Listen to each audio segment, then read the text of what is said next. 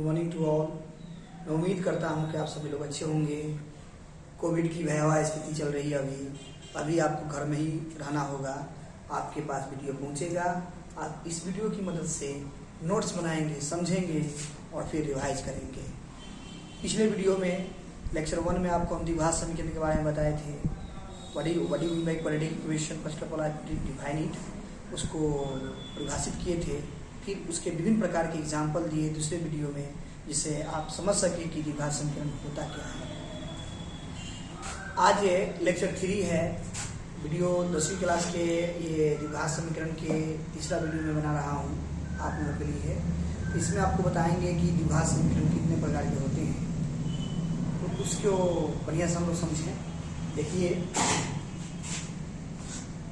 द्विघात समीकरण को 2 वर्गों में बांट दिया गया है।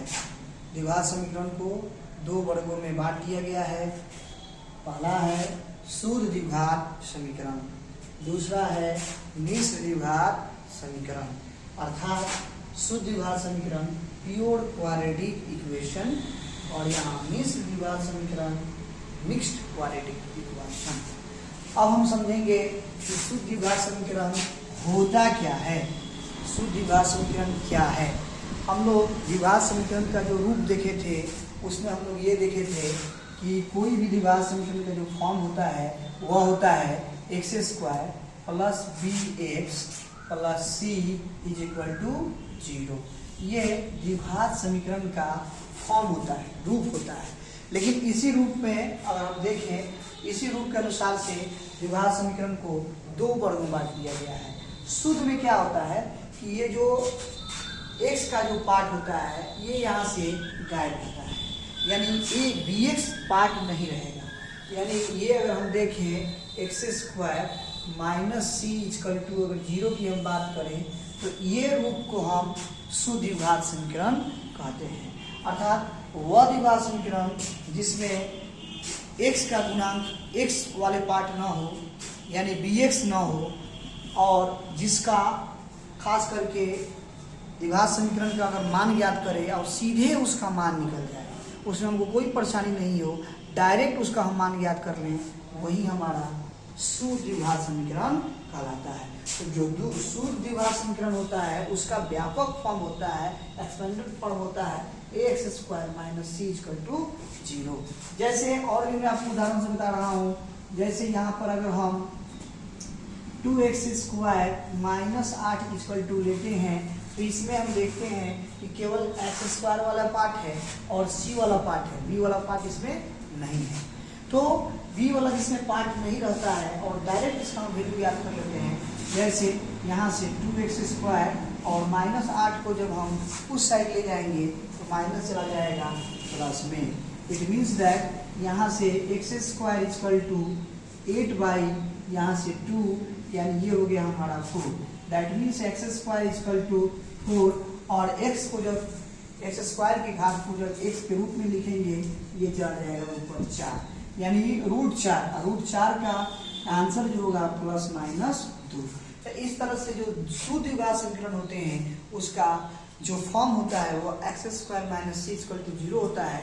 अर्थात b वाला पार्ट उसमें गायब रहता है, b का वैल्यू नहीं रहता है, x वाला bx होता ही नहीं। तो इस तरह से इसको हम लोग शुद्ध द्विघात समीकरण कहते हैं। शुद्ध द्विघात समीकरण में और भी हम एग्जाम्पल से आपको समझा देते हैं। जैसे ये x² माइनस 25 इक्वल टू 0, यानी ये x² का गुणांक है, x के गुणांक गायब है इसमें और c वाला पार्ट है, और इसका हम डायरेक्ट मान याद कर सकते हैं। x² इक्वल टू ये हो गया 25, यहाँ से x बराबर हो जाएगा अंडर रूट 25, और 25 का जो वर्गमूल होगा वो होगा प्लस माइनस 5। तो ये सब शुद्ध द्विघात समीकरण है। शुद्ध द्विघात समीकरण आप समझ गए होंगे, वह द्विघात समीकरण जिसमें bx पार्ट ना हो, केवल x² माइनस c के रूप का हो, तो उसे हम द्विघात समीकरण में शुद्ध द्विघात समीकरण कहते हैं। अब इसको किस प्रकार से परिभाषित करेंगे ये हम लोग देख लेते हैं कि कैसे इसको परिभाषित करेंगे।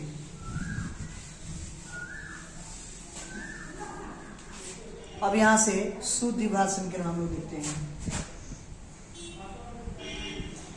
शुद्ध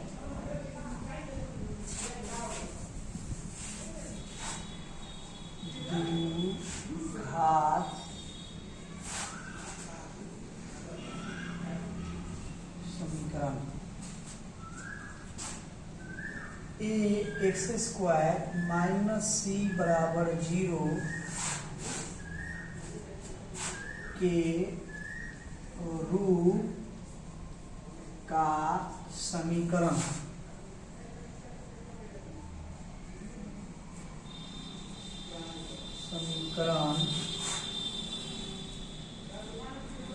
शुद्ध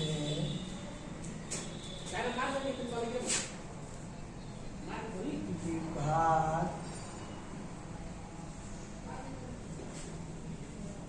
समीकरण कहलाता है।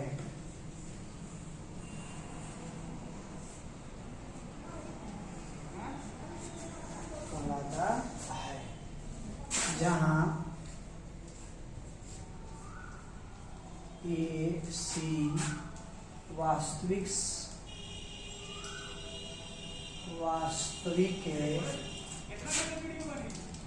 संख्याएं हैं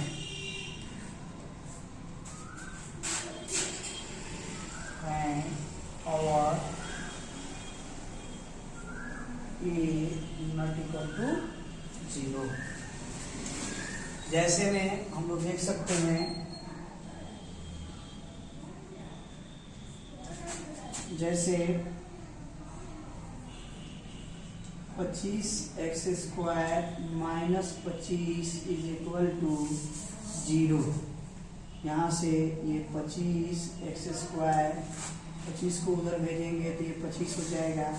25 से 25 cancel, x square equal to 1, इसीलिए x बराबर 1 और 1 का जो वर्गमूल होता है प्लस माइनस 1। ये सुद्विघात समीकरण हुआ। इसको एक बार स्क्रीनशॉट ले लीजिए। अब हम लोग मिश्र द्विघात समीकरण को देखेंगे कि मिश्र द्विघात समीकरण क्या है।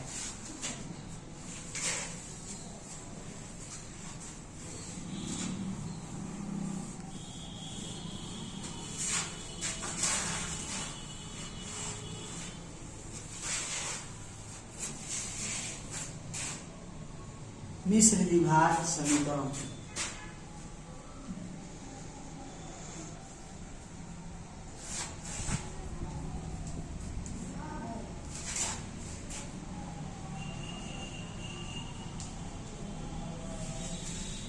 ये क्या है?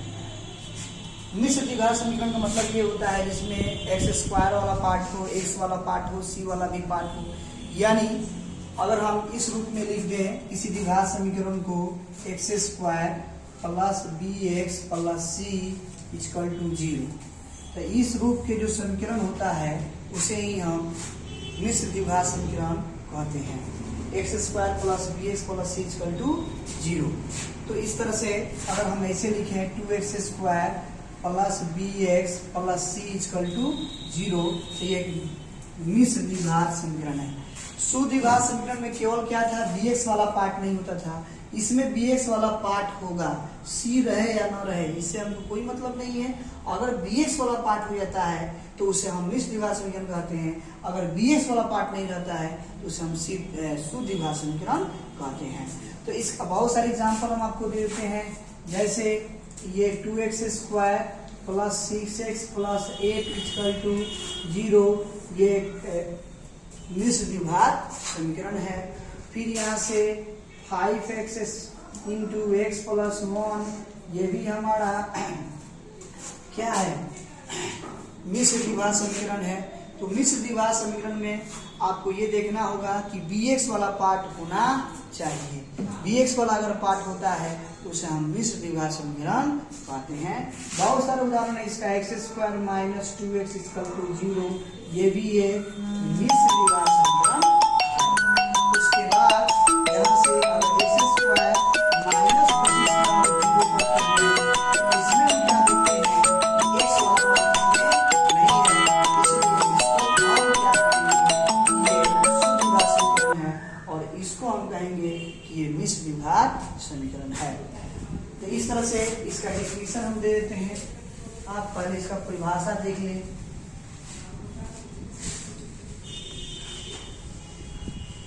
इसका परिभाषा आप देखिए,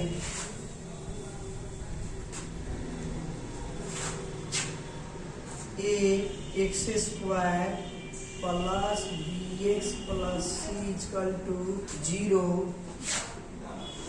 के रूप का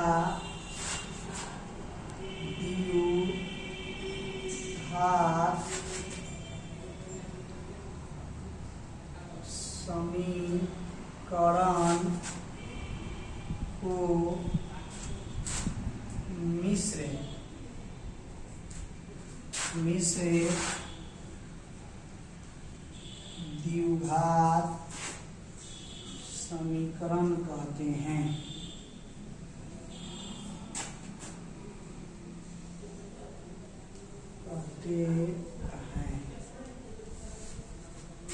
x square plus B x plus C के रूप के समीकरण को मिश्र द्विघात समीकरण कहते हैं।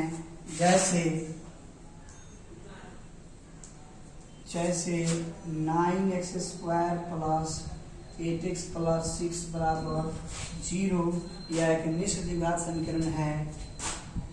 5x स्क्वायर प्लस 5x बराबर 0 या एक मिश्र द्विघात समीकरण। इस तरह से आज के वीडियो में हम लोगों ने देखा कि द्विघात समीकरण को दो पार्ट में बांट दिया गया है। पहला जो पार्ट है वह शुद्ध द्विघात समीकरण है और दूसरा जो पार्ट है वह मिश्र द्विघात समीकरण है।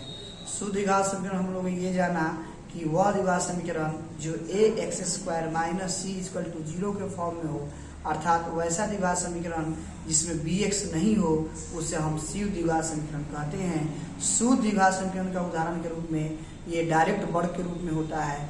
जैसे x square minus 4 equal to 0 यानी ये शुद्ध द्विघात समीकरण है। X square minus 25 equal to 0 ये शुद्ध द्विघात समीकरण है। X square minus 100 equal to 0 यह शुद्ध द्विघात समीकरण है।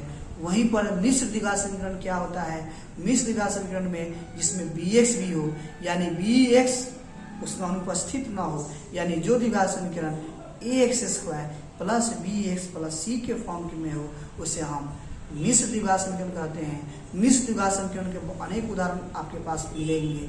जैसे x square plus 6x plus 8 equal to 0 यह एक मिश्र द्विघात समीकरण है। अब हम थोड़ा सा और इसमें आपको बताते हैं और उसके बाद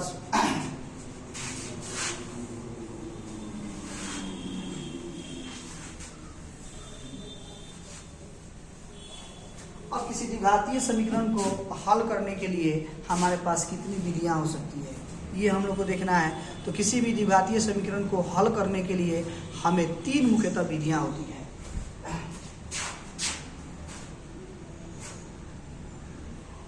किसी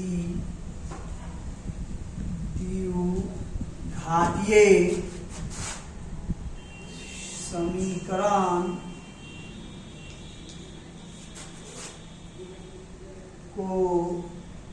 हल करने के लिए मुख्यतः 3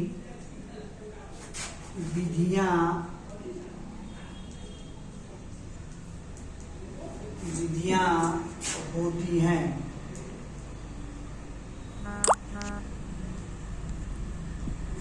मुख्यतः 3 विधियां होती हैं। पहला विधि है गुणनखंड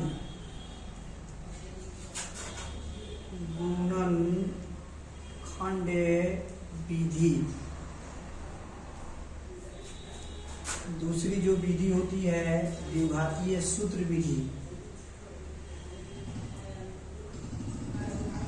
द्विघातीय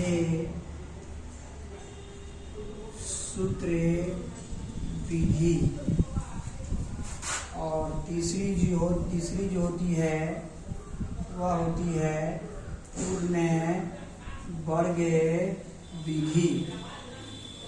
पूर्णवर्ग विधि यानी किसी द्विघातीय समीकरण को हल करने की मुख्यतः हमारे पास 3 विधियां होती है। उसमें से पहला जो विधि है वह गुणनखंड विधि है, दूसरी जो विधि है वह द्विघातीय सूत्र विधि है और तीसरी जो विधि है वह हमारा पूर्ण वर्ग विधि है। तो इस तरह से इस तीनों विधियों को हम एक एक करके जानेंगे कि किस विधि में किस तरह से द्विघातीय समीकरण को हल करके हम मैक्सिमम 2 ही रूट्स फाइंड करते हैं, 2 ही मूल ज्ञात करते हैं। तो ये तीनों विधियों को अगले वीडियो में हम लोग देखेंगे। तब तक के लिए आपको बहुत बहुत धन्यवाद वीडियो देखने के लिए। धन्यवाद, थैंक यू।